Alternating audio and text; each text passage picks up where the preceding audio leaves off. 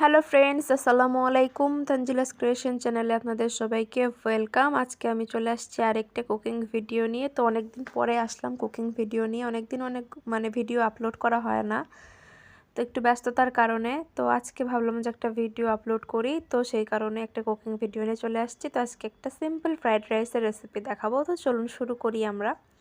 তো fried rice বানানোর জন্য এখানে পোলার চাল নিয়েছি, সেটাকে ধুয়ে পানি ঝরতে রেখে দিছি। আর এখানে কিছু ভেজিটেবল নিছি আমি পেঁয়াজ কলি, মটরশুঁটি, গাজর আর ফুলকপি নিছি। আপনারা আপনাদের ইচ্ছে মতো নিতে পারেন। আর একটা ডিম নিছি, একদম ঘরোয়া ইনগ্রেডিয়েন্টস দিয়ে একদম সিম্পল ওয়েতে দেখাবো। মানে যে কেউ যে কোনো সময় বানিয়ে খেয়ে নিতে পারবে এরকম একটা ফ্রাইড রাইস। তো এখানে আমি পানিটাকেও গরম হতে দিচ্ছি। এর মধ্যে একটু তেল আর লবণও দিলাম আর কি পরিমাণ মতো। তারপরে পানিটা যেহেতু ফুটে গেছে, এবার আমি চালটাকেও এর মধ্যে দিয়ে দিচ্ছি। চালটাকে আমি এবার বয়েল করে নেব। একদম পুরোপুরি কিন্তু আমি চালটাকে বয়েল করব, একদম মোটামুটি 95%-এর মতো বয়েল করে নেব। তো বয়েল দেখুন হয়ে গেছে। এরপর আমি এটাকে ঢেলে নেব।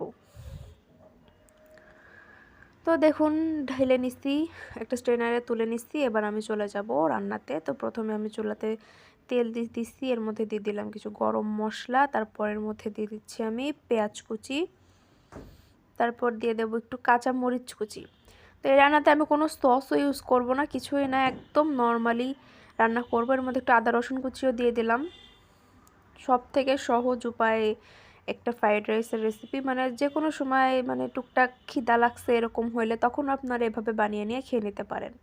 তো সেরকমই একটা রেসিপি। তো এগুলোকে যখন একটু ভাজা হয়ে যাবে তখন এর মধ্যে আমি সবজিগুলো অ্যাড করে দিচ্ছি। সবজিগুলোকেও আমি হাই হিটে কিন্তু ভেজে নেব। আপনারা এখানে আপনাদের পছন্দ মতো সবজি অ্যাড করতে পারেন, যখন যেটা বাড়িতে অ্যাভেলেবল থাকে সেগুলো দিয়েই কিন্তু আপনারা এটা বানিয়ে নিতে পারবেন। তো সেই জন্যই আর কি এরকমই একটা রেসিপি। তো এখানে আমি একটু পরিমাণ মতো লবণ দিয়ে দিচ্ছি। সবজিটাকে কিছুক্ষণ ভেজে নিয়ে তারপরে লবণটা অ্যাড করছি। এবার মাঝখানে আমি ডিমও দিয়ে দিলাম একটা। আপনারা চাইলে ডিম স্কিপও করতে পারেন, চাইলে অ্যাডও করতে পারেন, সেটা আপনাদের চয়েস। তারপরে ডিমটা দেওয়ার পরেও ডিমটাকেও ভালো করে সবজির সাথে মিশিয়ে নিলাম। ডিমটাকে ভালোভাবে সবজির সাথে মেশানো হয়ে গেলে তারপর আমি এর মধ্যে আগে থেকে সেদ্ধ করে রাখা রাইসটাও দিয়ে দিচ্ছি।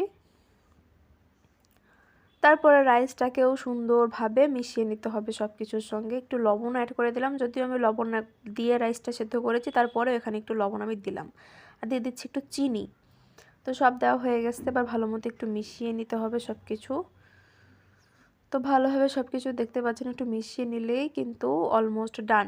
তো হয়ে গেছে। এর মধ্যে আমি জাস্ট নামানোর আগে 1 চামচ ঘি অ্যাড করে দিচ্ছি।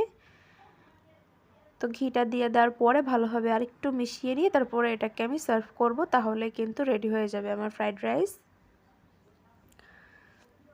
তো দেখতেই পাচ্ছেন একদম সিম্পল ওয়েতে ঘরোয়া ফ্রাইড রাইস কিন্তু রেডি। এটা কিন্তু খেতে ভীষণই মজার, আপনারা যে কোনো সময় এটা বানিয়ে খেতে পারবেন, সেরকমই একটা রেসিপি। তো আপনাদের রেসিপিটা কেমন লেগেছে জানাবেন আমাকে কমেন্টে। ভালো লাগলে লাইক করবেন, শেয়ার করবেন, আর আমার চ্যানেলটি সাবস্ক্রাইব করবেন এরকম আরও অনেক সহজ সহজ রেসিপি পাওয়ার জন্য।